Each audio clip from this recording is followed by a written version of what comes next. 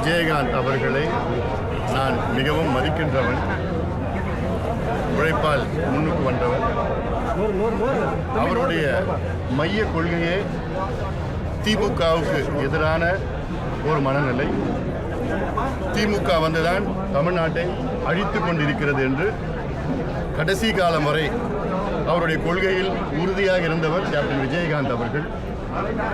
இன்று அவருடைய கட்சி, அவர் தொடங்கின கட்சி, அவர் கொள்கைக்கு எதிராக இருக்கின்ற திமுகவிடம் கூட்டணி சேர்ந்தது.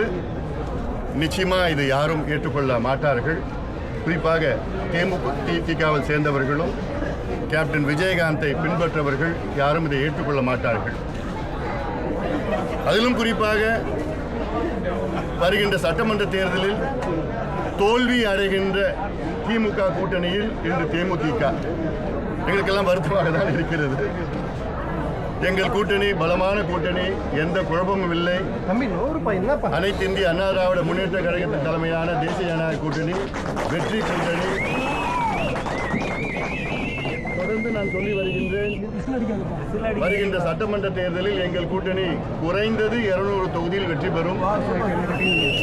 இது மக்கள் முடிவு செய்துவிட்டார்கள்.